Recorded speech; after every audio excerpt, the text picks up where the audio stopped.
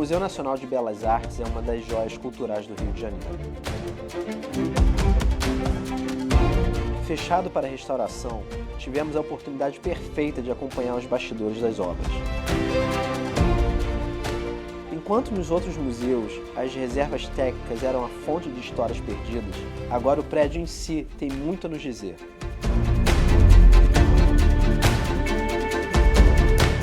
Obras de arte ocultas, elementos perdidos e galerias fantasmas são o foco do nosso episódio de hoje.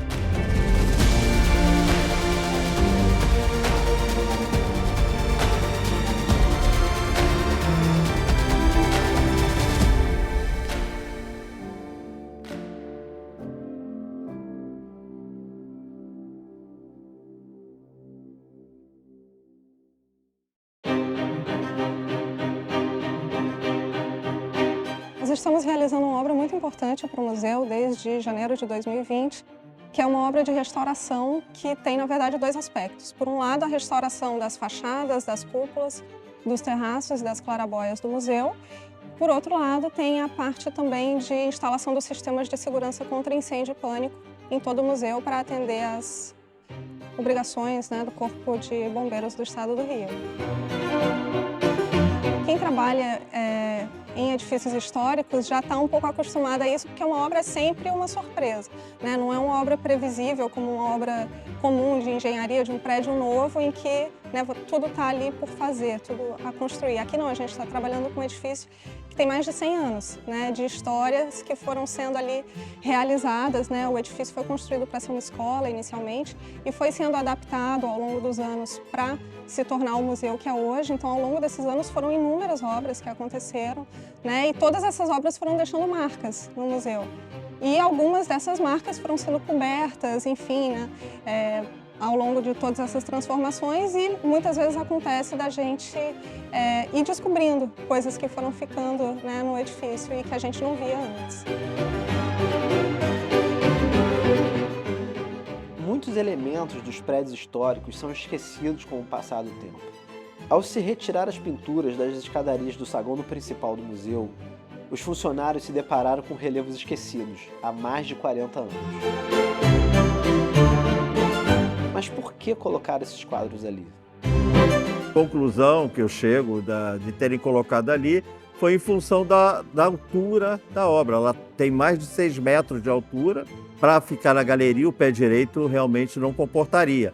Para se fosse feito um contraponto, foi colocada no outro lado uma obra também de grandes dimensões, que foi a Queda dos Titãs, de Henri Martin.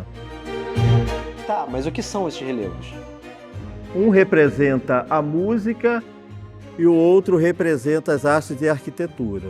O que é muito interessante é que o Burdelli ele teve como modelo em especial para a retratação da mulher que apresenta a bailarina Duncan, que foi uma grande amiga de toda essa turma, de escultores contemporâneos do século modernos, do início do século XX, como Rodin e Burdelli e tudo mais.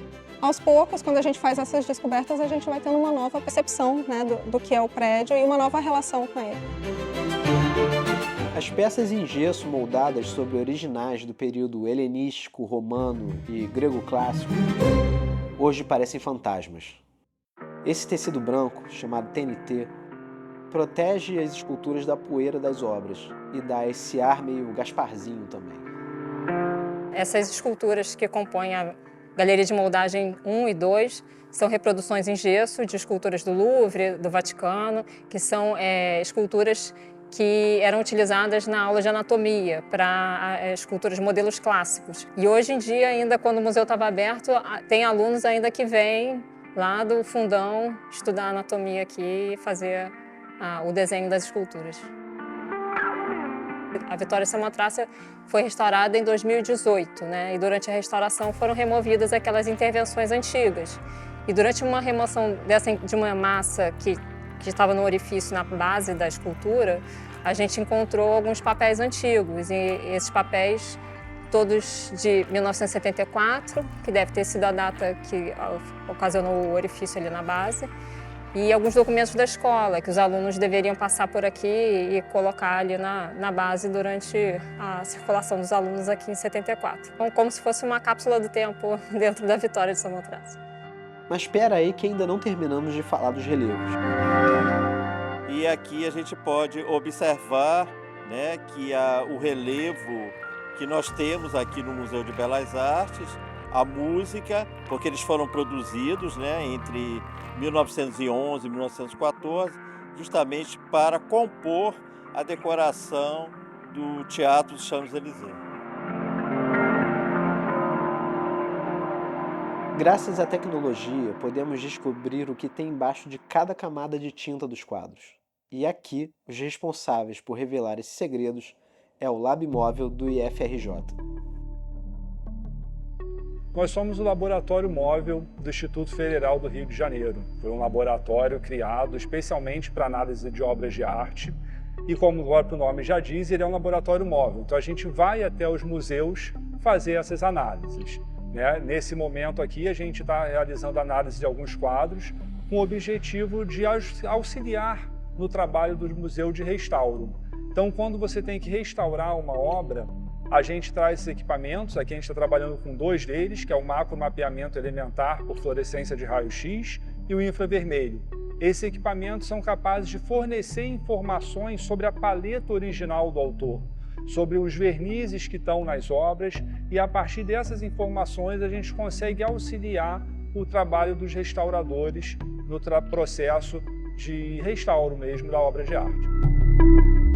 Os restauradores, ao invés de carregar um quadro do museu, que tem a sua importância rara, né, tem todo esse trajeto de levar para um laboratório para fazer análise, poderia danificar o quadro de várias formas. Então, a gente vindo para o museu fazendo essas análises aqui, e sem precisar tirar a amostra do quadro também, é muito importante, né? Ajuda a preservar e a conservar essas obras para manter elas aí por mais tempo na nossa história. Claro que não podíamos deixar de falar da nossa queridinha, a Reserva Técnica.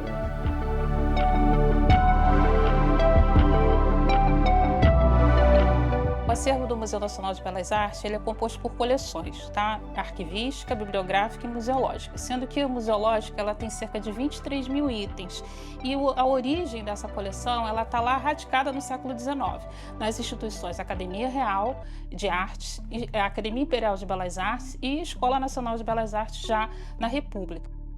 Encontramos algo diferenciado na Reserva Técnica. Desenhos livres de Le Corbusier, um dos maiores arquitetos e urbanistas do século XX.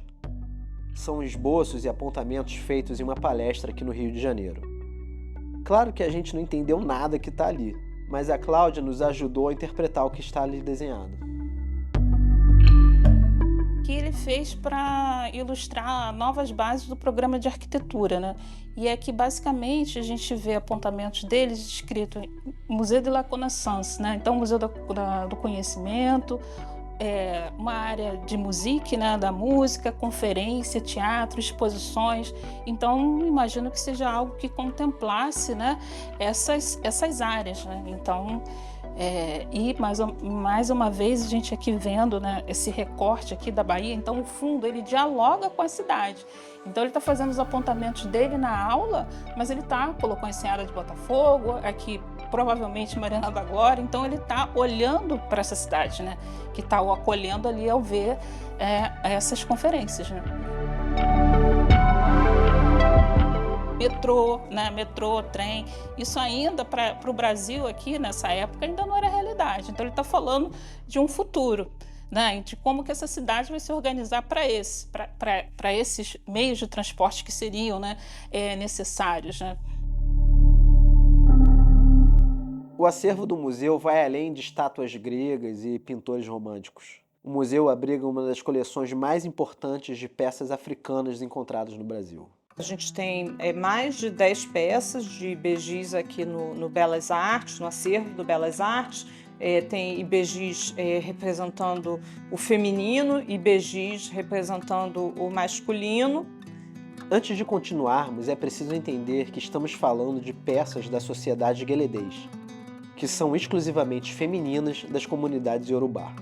As sociedades gueledês eram compostas por mulheres que já não estavam mais em idade reprodutiva, sociedades secretas, matrilineares, estavam ligadas a atividades como o comércio e também as questões morais. Então, a gente pode entender assim como um conselho de mulheres sábias. Muito disso foi trazido com as mulheres africanas escravizadas aqui no Brasil. E você tem, né, formas, né, por exemplo, irmandades religiosas, por exemplo, na região do Recôncavo, o próprio papel das mulheres, né, no culto dos candomblés, que trazem muito essa influência, essa marca iorubá das sociedades gueledês. Conforme as obras de restauração foram avançando, outras descobertas foram sendo feitas. Inclusive, a existência de um canil no terraço do museu. Sim, um canil. O antigo canil, na verdade, assim, ele faz parte de um conjunto de intervenções que foi feito num dos terraços do museu, o Terraço Norte. Intervenções que hoje a gente considera que não são adequadas, né, para um prédio, para um edifício histórico, mas que foram feitas por conta da necessidade, provavelmente, do momento, né? Mas o projeto de restauração que a gente elaborou é um projeto que uma das premissas era justamente a gente conseguir eliminar certas intervenções e conseguir recuperar a volumetria original do prédio, ou mais próxima do original possível. Não estava escrito em nenhuma planta, por exemplo, canil, né? Isso eu não cheguei a ver. Mas pelas histórias que nos contavam, assim, servidores mais antigos e tudo, de fato era um canil que tinha. Era o quê? Cachorro de guarda? Provavelmente, né? Imagino que seja por questões de segurança, né? Que isso foi construído lá atrás, né? Hoje os nossos critérios de segurança mudaram bastante. Uma coisa interessante que a gente consegue visualizar nessa imagem aqui, por exemplo, ó, é acerca desse jogador aqui que está caído, ó, essa imagem do jogador que está caído. Veja bem que a impressão que essa imagem passa é que a pintora tentou fazer aqui, né, um esboço de alguma coisa, só que logo depois ela trouxe a imagem para uma outra posição, né, conforme a gente vê na composição do quadro.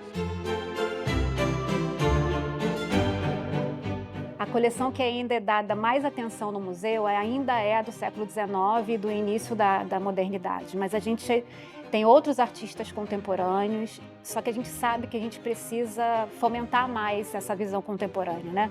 Não só na questão do fazer artístico, né, dos artistas que estão trabalhando hoje, mas também na própria ideia de museu contemporâneo, né, que é um museu que está aberto à sociedade, é um museu que está aberto para reflexão. Então, assim, é um museu que precisa fazer o seu revisionismo histórico. É muito comum uma pintura ter a camada de preparação dela, por exemplo, né? A base de chumbo, a base de cálcio, a base de titânio. E a gente já escaneou algumas pinturas que exatamente a gente não consegue ver esse padrão dessa camada de preparação, que isso é uma coisa que vai se repetir nas obras. A gente pegou um caso de uma pintura onde não tem essa camada de preparação e tudo remete, parece que ela, ao invés de ter sido pintada mesmo efetivamente pela mão, parece que ela foi impressa mesmo. Tá, e qual é a conclusão? A conclusão é que a tela é falsa, quando não existe esse tipo de materialidade. Muita gente não vê a hora de voltar a frequentar o Museu Nacional de Belas Artes. Mas obras de restauração como essa são fundamentais na manutenção do patrimônio histórico. Obras como essa inspiram novas pesquisas, novos olhares sobre as obras e moldam novos olhares dos profissionais e dos visitantes dos museus.